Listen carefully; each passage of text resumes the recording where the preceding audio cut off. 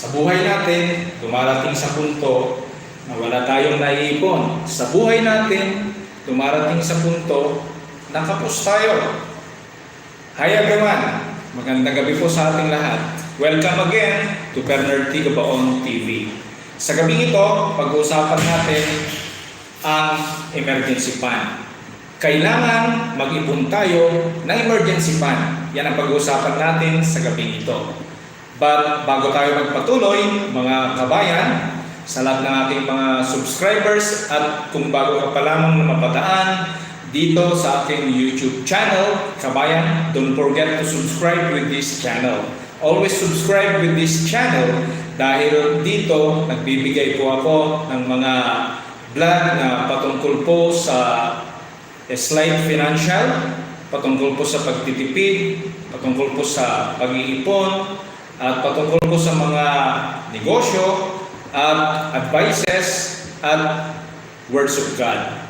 Kaya ang pag-usapan natin sa gabi ito mga kabayan ay kailangan mag-ipon tayo na emergency fund. Ayan. Ano nga ba ang emergency fund?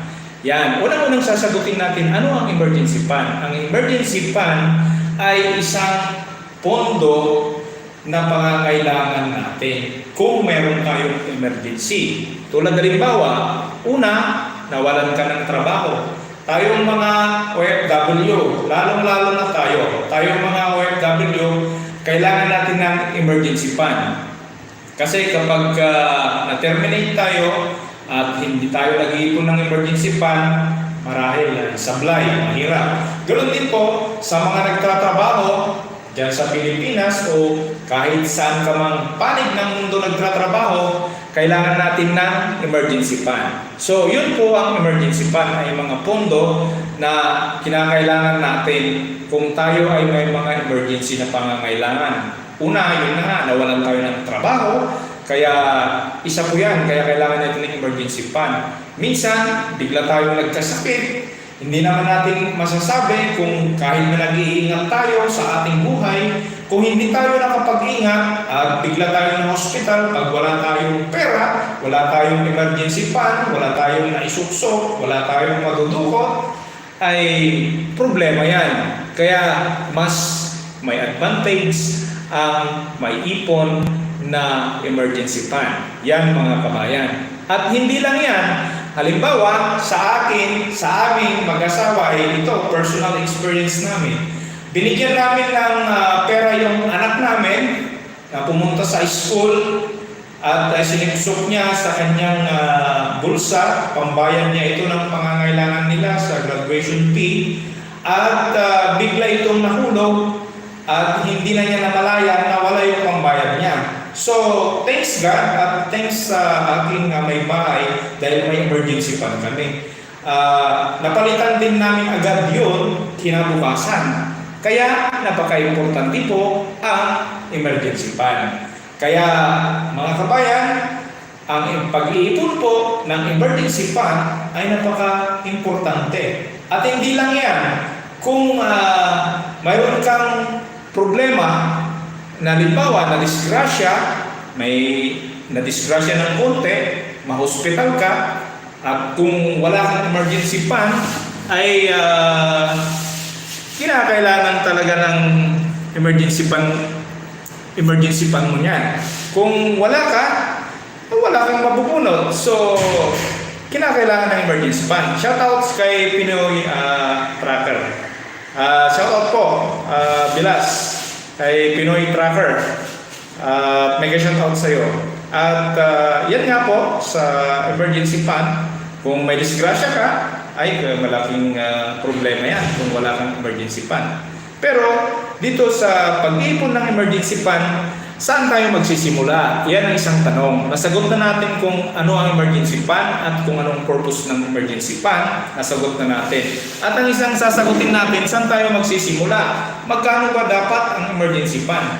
Ang emergency fund ang dapat ay may nagsasabi na 6 months. Pero in reality, sa mga nag-uumpisa pa lamang, syempre, kagaya ng ating sinasabi, ako yung mga vlog ko ay para sa mga mahihirap pa lamang ang buhay para sa mga nag-uumpisa pa lamang, kinakailangan mag-umpisa tayo sa first month. Isang buwan po lamang ang itry po natin o umpisahan po natin mag-ipon na emergency fund natin. Kasi kung may emergency fund ka, whatever it takes, whatever happen, meron kang matudukot. Kaya napaka-importante po ang emergency fund. Isang tips po dyan naman kung paano ka makakapag-ipon ng emergency fund, ito po, don't expense more than what you earn. Live within your means. Yan lamang po. Kailangan hindi tayo gagastos ng mas malaki sa ating kinikita. Kung ano lang yung kaya nating isapamuhay base sa ating income, ay yun po ang ating gagawin para tayo ay makapag-ipon ng emergency fund. Kaya ang emergency fund ay napaka-importante po mga kabayan. Hindi kapag sumahod tayo ay huwag po natin gastusin lahat. Hindi rin pwede na ipadala rin natin lahat kung tayo OFW sa ating pamilya. Ang unang-unang gagawin natin kapag tumanggap tayo ng sahod, whatever it takes, ay mag-set aside na tayo ng ating emergency fund. Now, ano naman ang basis ng ating emergency fund? Siyempre, ang basis ng ating emergency fund, tayo mga OFW, at least dalawa kasi ang sineset aside natin ng emergency fund. Yung emergency fund mo dito, yun ang pagkakaiba po. Shout out Pinoy Tracker. Yun po ang pagkakaiba. Meron tayong emergency fund dito at meron din po tayong set aside. Kausapin natin yung misis natin sa Pilipinas. Sabihin din natin na pag-set aside din sila ng emergency fund nila. Kaya yan ang pagkakaiba ng ating suwestyon na emergency fund kaysa iba. Kasi yung iba, isang emergency fund lang. Sa akin, to be realistic, habang ikaw ay nandito rin sa abroad, kailangan may sarili kang emergency fund. Yung pamilya mo sa Pilipinas ay kinakailangan din silang may emergency fund. Kaya napaka-importante po yan. Ngayon, ang tanong, Bernard, yung pera ko kulang na paano ako ngayon mag-iipon ng aking emergency fund? Yan ang tanong mga kabayan. Ang unang-unang sa lahat, mindset ang kinakailangan.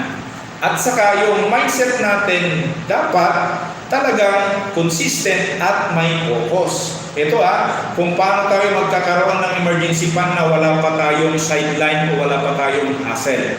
Ito, inumpisan ko kanina, don't expense more than what you earn. Ayan, mag-cost cutting po tayo sa ating mga expenses. I-track natin kung magkano ang ginagastos natin sa isang buwan. At i-track natin, dapat alamin natin kung magkano ang ating sahod. Para alam natin yung isi-set aside natin na ating emergency fund. Yan mga kabayan. Halimbawa, kung ang sahod mo ay 5,500 sa isang buwan, at kailangan i-track mo na kung ano-ano yung mga essentials na pangangailangan mo. At ganun din sa pamilya mo sa Pilipinas. Kung isa kang OFW. At kung kayo naman po ay nasa Pilipinas, ay ibang usapan po yan dahil isang emergency fund lamang po ang iyong iipunin sa iyong pamilya. Kaya napaka-importante po ang pag-iipon ng emergency fund. Kaya yan po, pag na-track mo na siya, alam mo na kung magkano yung kikitain mo at nailista mo na kung ano yung essentials na pangangailangan mo. Ano ba yung example ng essentials? Logo po, essentials po. Maalala ko po yung sa Pilipinas kasi hindi raw essentials yung logo. Patarasas lamang po. Ang pagkain, essentials po yan. Ang sabon, essentials yan. Mga deodorant, kailangan mo yan. Hindi ka naman pwedeng mawalan nun kasi essentials yan. Mga pang-toothbrush, yung mga tirahan natin, essentials po yan. Yung mga sasakyan na pinampapasada natin, essentials po yung panggasolina kung yan ang source of income natin.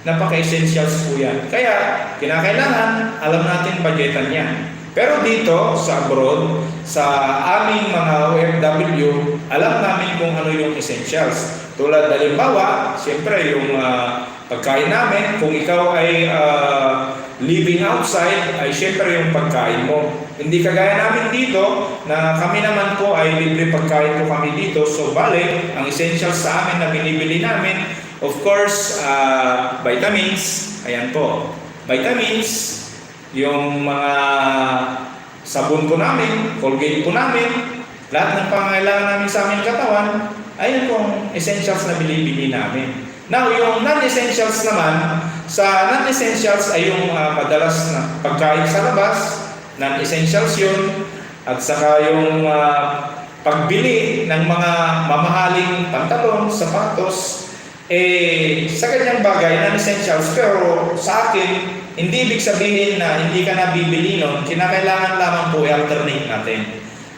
Sana maunawaan natin yun. Ito po yung suggestion ko sa non-essentials.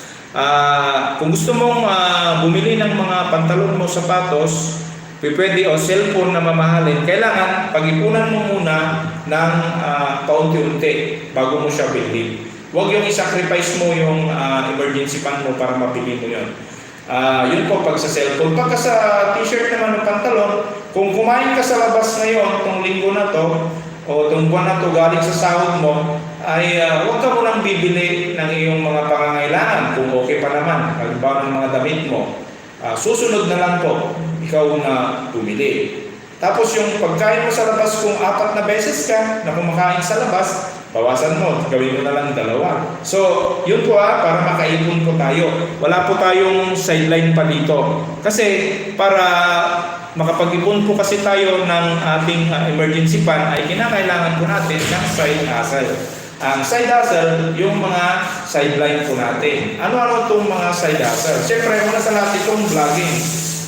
Side hustle po ito. Yung YouTuber, side hustle po yan. Yung sa dyan sa dropshipping, pwede yan na gawin po natin habang nandito tayo sa abroad. At saka yung dito, pwede naman tayong mag-business maski nandito tayo sa abroad. Basta meron tayong kausap doon sa Pilipinas, meron tayong kasosyo doon na mapagkakatiwalaan at talagang okay siya kumbaga sa negosyo, kaya niyang magpatakbo.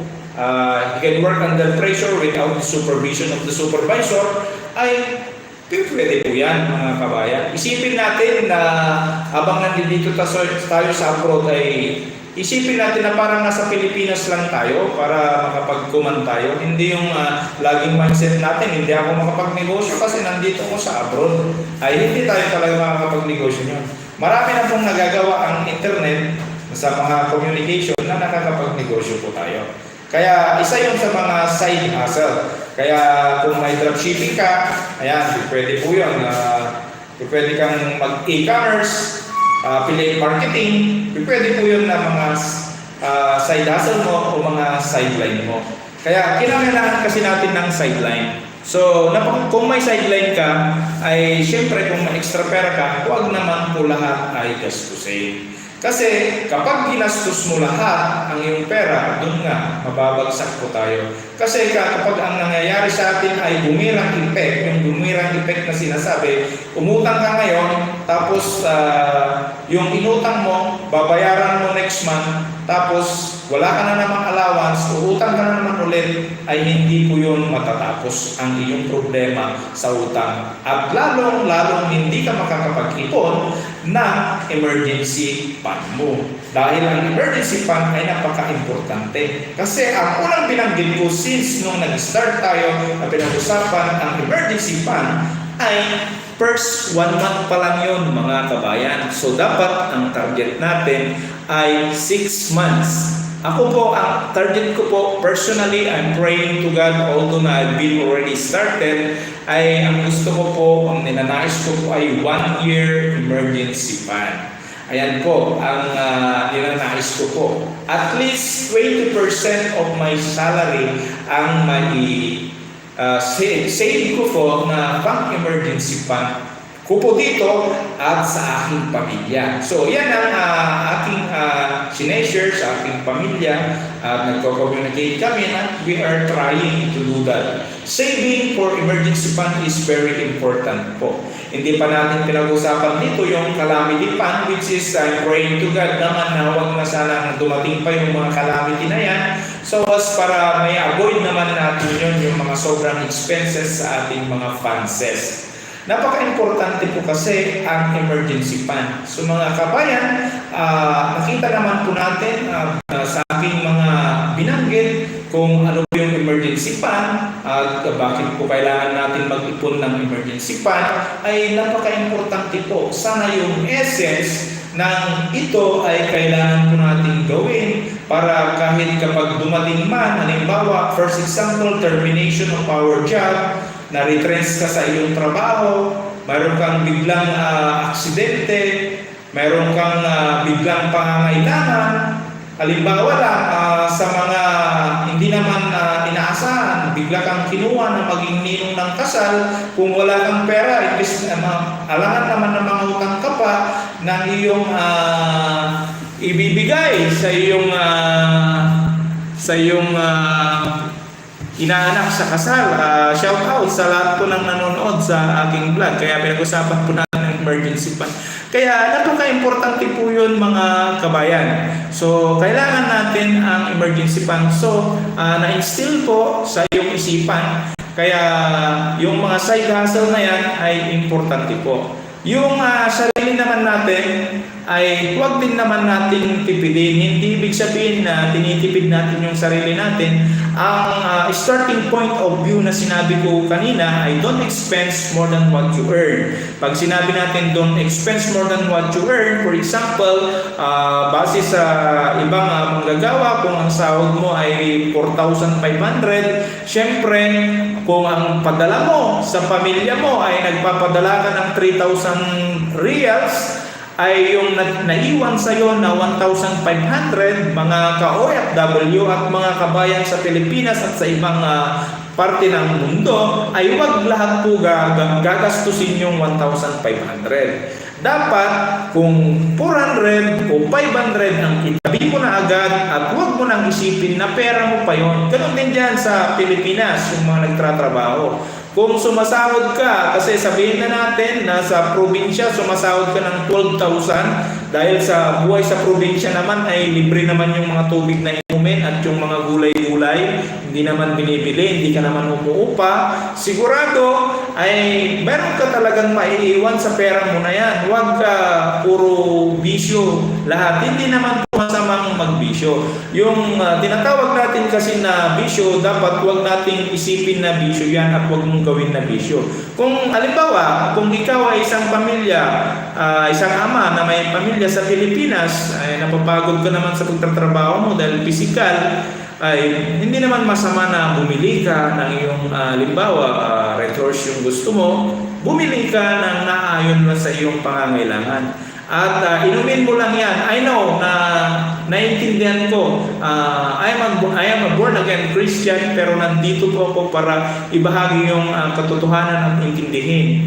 I'm not here to judge others. Kasi may kanya-kanya tayong laban sa buhay at may kanya-kanya tayong pinaninindigan sa buhay. At may kanya-kanya tayong obligasyon. Hindi masama yan kapag yan ang iyong ginagawa, provided na mabuti lang yung ginagawa mo rin. Ang masama kapag uminom ka na yan at gumawa ka ng masama sa kapwa mo tao, masama talaga yan. Bukod sa gumastos ka na, nakagawa ka pa ng mali. Pero kapag ginagawa mo yan upang mapalakas ang iyong katawan para kinabukasan ay lumakas ka ng maghanap buhay ulit, number 1 yan, kabayan. Kaya hindi po masama yan. Ang advice ko lang sa akin lang, yung emergency fund na sinasabi natin, yung natitira sa pera mo na 1,500 ay huwag mo lahat gastusin yon. Itago mo yung 500 reals at kung ang pang-load mo, lahat ng pangkain mo ay yung nandoon na sa 1,000, hindi na masama nun. At yun ang gagawin mong emergency fund. So, maliwanag po mga kabayan sa ating mga examples sa ating pinag-uusapan na emergency fund. Kasi Ang essence po kasi ng pagkakaroon ng emergency fund, para kahit dumating man yung dilubyo sa iyong buhay, mawalan ka man ng trabaho, kung mayroon kang emergency fund, habang gumagawa ka ng diskarte, ay habang inaantay mo yung mga tinanim mo, yung mga alaga mo, example, mayroon kang emergency fund, nawalan ka ng trabaho, di kaya pinauwi na tayo sa Pilipinas, mayroon kang 6 months na panggastos ninyo sa pamilya nyo, bukod pa sa pang-business mo. Iba yung pang-business mo na puhunan, iba rin yung emergency fund mo. Kung mayroon kang panggastos na ganon, habang nagbi-business ka, siyempre yung 45 days kabayan, lalo na, kunin na natin yung OFW tayo. Mayroon tayong purang pang negosyo, mayroon tayong pang emergency fund, 6 months. Habang tayo ay nagninegosyo sa Pilipinas, walang problema si Mrs. kasi okay lang, may panggastos. Bago pa mag 45 days, nakabenta na tayo. O di, pag nakabenta na tayo ng 45 days natin, kumita na tayo, yung kita, yung kalahati, itabi mo. Itabi mo yung kalahati. At yung kalahati, pangpaikot mo naman ng negosyo mo ulit yun. Pag naubos yung kabayan, pag naubos yung 6 months na emergency fund mo, napalitan na naman. Napalitan na naman yung emergency fund mo kasi nagtabi ka. Hindi ka na babalik sa pinanggalingan mo kung ganong system ang gagawin mo. Kaya napaka-importante po ang emergency fund. Hindi po biro, totoo po talaga ang epekto ng emergency fund kapag tayo po ay nag-ipon, mga ka-OFW at mga kabayan. Kaya yung example na yon, how much more yung mga talagang matagal nang nag-iipon ng mga emergency fund, yung may mga 1 taon na, ay napakabuti. Kasi ang target ko sa akin naman ay 1 taon. Para habang bago pa maubos yung 1 taon na emergency fund ulit, galing sa ating income na mga ginawang negosyo ay mapapalitan na naman, meron na naman. So napakasarap, ano? So masasabi natin na ang emergency fund ay napakabuti po, wisdom po na nagmula sa Panginoon sa mga taong nagpupursige na magkaroon ng emergency fund. Di ho ba? Wala po tayong problema, lalong-lalo na yung mga misis natin at saka pamilya natin. Kapag ganun po ang ating ginawa, mayroon po tayong emergency fund, ay lalong gaganda ang ating buhay. At lalo pa nating sabayan ng multiple source of income, kasi para mas lalo tayong makapag-ipon ng emergency fund, mga kabayan, ay pilitin natin na magkaroon ng diskarte na tayo ay magkaroon ng multiple source of income. Pag sinabi natin multiple source of income, ay masasabi natin na pagkakaroon tayo ng 3 source of income. Di ho ba? Ito na lang po basic kasi mga maliliit lamang naman tayo na entrepreneur mindset ang meron sa atin. Kung na-terminate na tayo, pumunta na tayo sa Pilipinas, umuwi tayo doon, meron naman tayo pambili kung talagang wala ka talagang alam, ay bumili ka agad ng motor mo kung malakas ang pasada doon. Habang namamasaka ka, kausapin mo yung commander mo, magtinda-tinda naman siya doon ng kung anong maitinda sa inyo. Halimbawa, mga merienda, magtinda yung misis mo. Tapos, ikaw naman ay dumiskarte ka sa mga agri. Sa mga agri, mag-alaga ka ng manok, yan, mag-alaga ka ng kambing. Tapos, kung kaya mo pang dagdagan yung sideline mo doon, pumasok ka sa mga padala. Ayan. Kinakailangan lagi tayong araw-araw na nagsusolve tayo ng problema dito sa society para magkaroon tayo ng multiple source of income. Kaya mga kabayan, natutuwa ko kasi ako kapag ito yung pinag-uusapan natin, parang feel na feel ko kasi yung sa sarili ko ay talagang nararamdaman ko kasi yung pag-ipon, yung security sa aking sarili. Kahit na hirap na ako ay minsan ay tinitis ko para hindi po ako mangutang dahil mahirap po yung utang ng utang. Kaya yung emergency fund ay kinakailangan gawin po natin at ipursige po natin yan, mga kabayan. Kaya yan po ang ating masasabi sa emergency fund. Ulitin po natin, ang emergency fund ay isa pong pondo na magagastos po natin, ilalabas po natin pagka tayo ay nagkaroon ng problema, termination sa trabaho. Pero wala ka ng problema kasi merong emergency fund. Magkaroon ka ng aksidente, wala kang problema, may pera ka. Magkaroon ka ng problema sa health mo, wala kang problema kung may emergency fund ka. At nagkaroon ng problema yung anak mo, nawala niya ang pera niya ng pang-tuition, wala kang problema kasi meron kang emergency fund.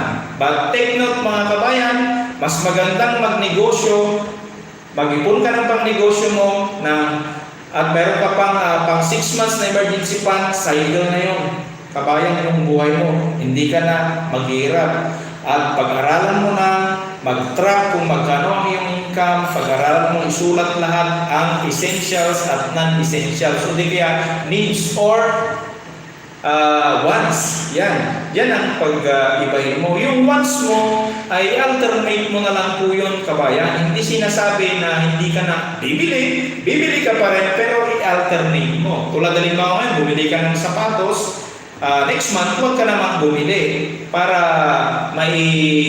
yung cost cutting mo ay effective pa rin. Kaya napaka-importanting sistema yan mga kabayan. Itong pinag-uusapan natin para matulungan natin ang ating buhay para hindi laging nauulit yung nangyayari sa atin na lagi tayong kinakapos.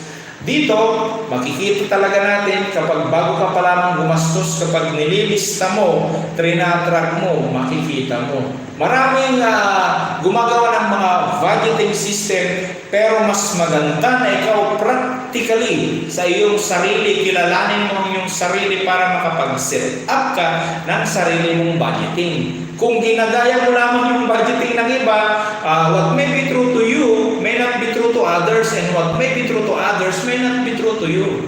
At lagi mong tatandaan, what may be true today may not be true tomorrow, and what may be true yesterday may be not true today. Kaya ang katalagahan ng buhay yan mga kabayan.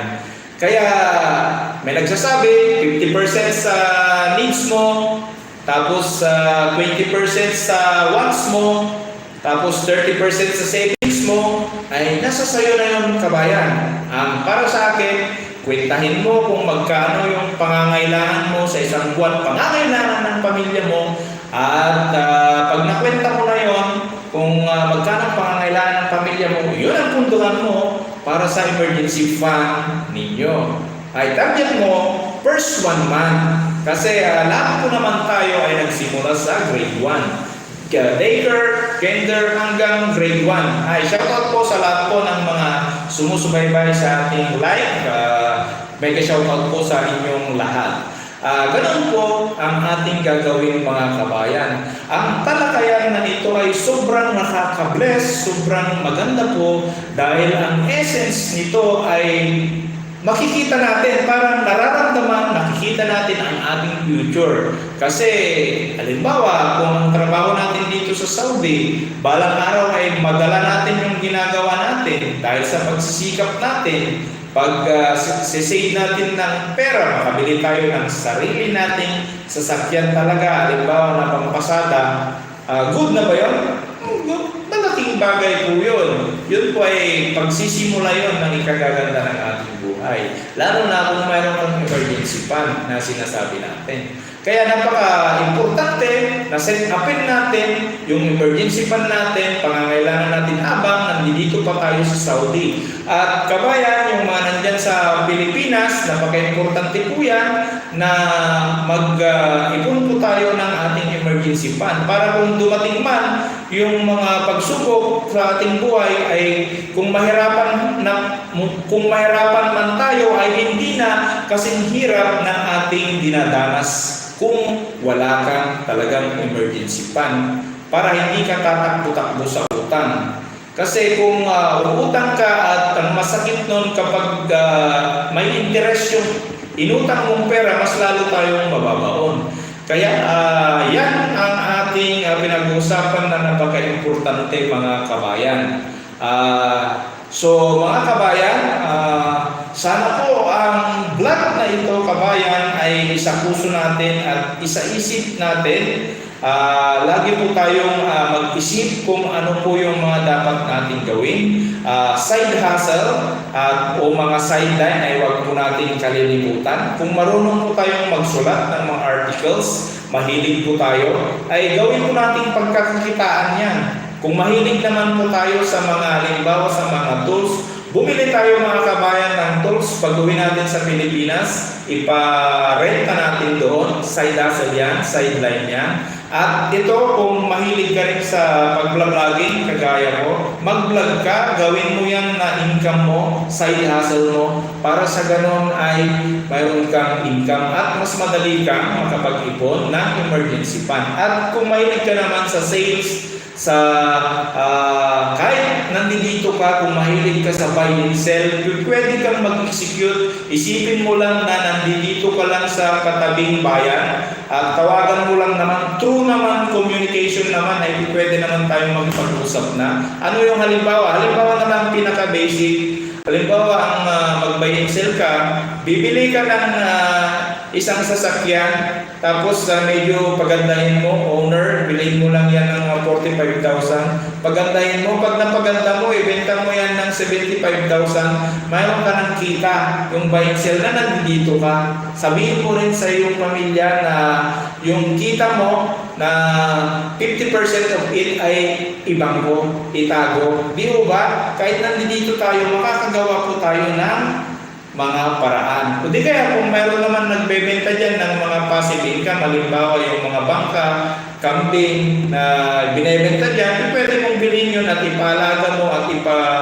yung bangka mo, yung mapangingisda mo, ay mayroon ka namang share, magkakaroon ka ng kita doon. Habang nandito ka sa abroad o habang nag-opisina ka o habang nagtatrabaho ka sa Pilipinas. Kaya kailangan po natin ng side hustles. Parang kumbaga sa boxing, kinakailangan masipag po tayong sumuntok at masipag din po tayong umilag.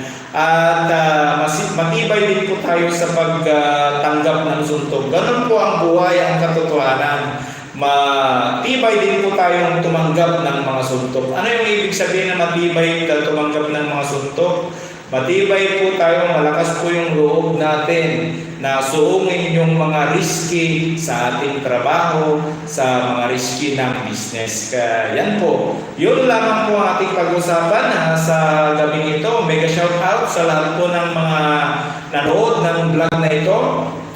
Mega shout out again, Pinoy Trappers, at sa iyong family, Espinosa family and Gasatan family. Mega shout out. Mega shout out sa Gabawang family, Galot family, Antalan family, Rapalong family. Mega shout out De La Cruz, Gautani, yan, Lopez family, yung mga relatives ko, Galanta, Valdez, ayan, mega shoutout po sa inyong lahat at Tubera, mega shoutout po Tubera family, mega shoutout po sa lahat po ng mga staff sa DCTV TV radio station, mega shoutout po sa inyong lahat. So hanggang dito lamang po ang vlog na ito. Ako po si Mr. Bernard Tubera Gabaon, ang nagsasabi sa inyong go negosyo, practical tips ang kailangan mo upang ikaw ay umasenso. At ating po yan ni Kabayan Bernard Gabaon ang nagsasabi sa inyo, God bless you po.